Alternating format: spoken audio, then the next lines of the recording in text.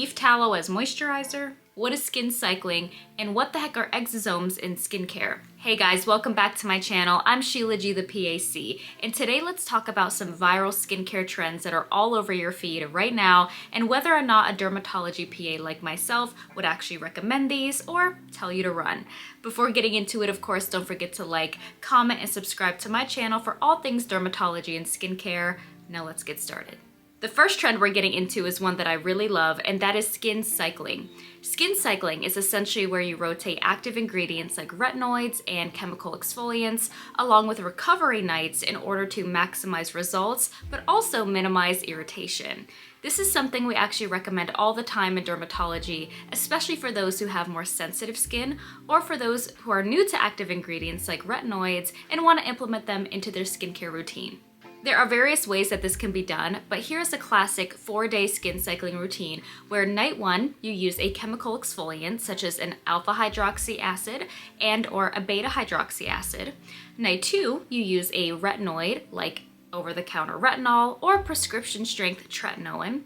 And then nights 3 and 4 are solely dedicated to recovery. So you don't use any active ingredients, but only hydrating and soothing products to allow for skin healing and recovery.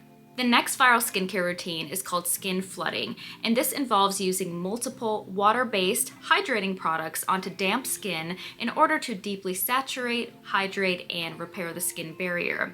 So a typical skin flooding routine would involve using a hydrating cleanser, followed by a hydrating mist or essence, then using a really hydrating serum that contains humectants like hyaluronic acid, and then sealing everything in with a moisturizer. And some people go as far as using an occlusive like Vaseline or Aquaphor to top everything off. And when you use an occlusive, that's what we commonly know as slugging. Now this routine can definitely be helpful for those who have dry, sensitive skin types, but it has to be done correctly. If you're layering all these water-based products onto damp skin, but you're not properly sealing it with a moisturizer, then evaporation is going to occur, and that leads to transepidermal water loss, which might leave your skin more dehydrated than when you started. So really the most important thing here is sealing everything with a moisturizer that contains a lot of ceramides and or an occlusive like Vaseline or Aquaphor just to lock everything in. Some other minor things to consider with this routine is that when you're layering all of these products, just consider the formulation. Sometimes formulas just don't work well together, which can lead to pilling on the skin.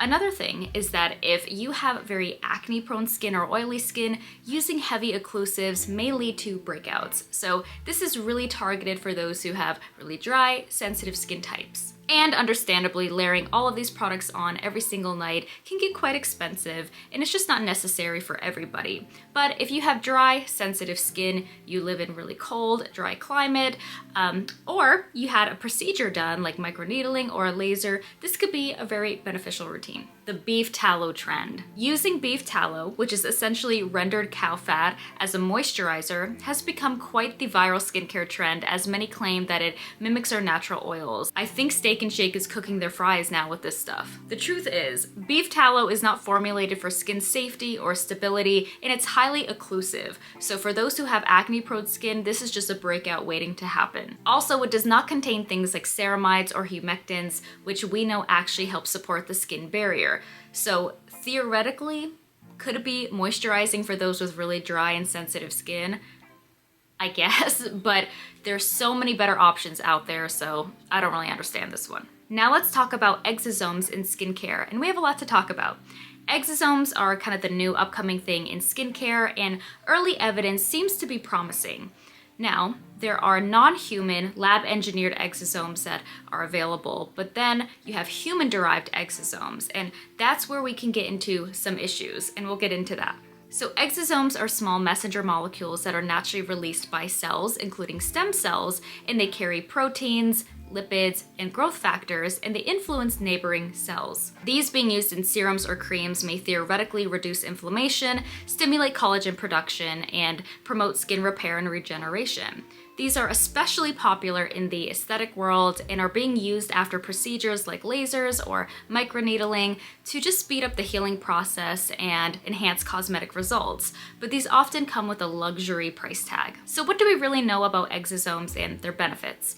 Well, there's not a ton of research out yet, but some small clinical studies and in vitro research suggest anti-aging effects. So the stimulation of fibroblasts to produce collagen, reducing inflammation, and then smoothing skin texture. But there are some problems. First being that there's no FDA regulation on how human exosomes are harvested or processed for cosmetic use, and a lot of your over-the-counter exosome products are not transparent about where they source their exosomes and whether or not proper consent is being obtained. There's just a lot of ethical concern regarding where some of these exosomes are actually coming from. And honestly, a lot of your products on the market right now are unapproved and unlicensed for the use in humans, especially if they're using human exosomes. So there are some medical grade exosome products that have been tested and there's no concern, but those can be extremely expensive. So overall, I believe exosomes may potentially have a really big future in regenerative skincare, but we just need more regulation and more information. And right now, it's really just a lot of hype and marketing. Lastly, let's talk about those LED face masks and red light wands that are all over social media right now. Red light therapy uses wavelengths of red light, which is between 630 to 700 nanometers, or near infrared light, which is up to 850 nanometers, to penetrate the skin and stimulate cellular activity. Based on clinical studies, red light therapy has been shown to improve mild to moderate acne, improve skin texture and wrinkling, and also helps with post-procedure healing. It's also safe for most skin types if used correctly. So the efficacy of red light therapy really depends on the wavelength being used and the frequency. So a lot of your over-the-counter face masks or wands, they can work, but they tend to be less effective than your in-office treatments. So I do think red light therapy can be quite effective for a lot of skin conditions and skin concerns, but it takes months of consistent use and it can be quite expensive upfront. So if you decide to commit to red light therapy, just make sure you're buying from a reputable brand that discloses all of its specs. Otherwise, you might be looking like this for nothing. So there you have it, my take on some of the most viral skincare trends as a dermatology PA. Thank you guys so much for watching, and of course, don't forget to like, comment, and subscribe to my channel for more skincare tips, product breakdowns, and of course, all things dermatology. I'll see you in the next one.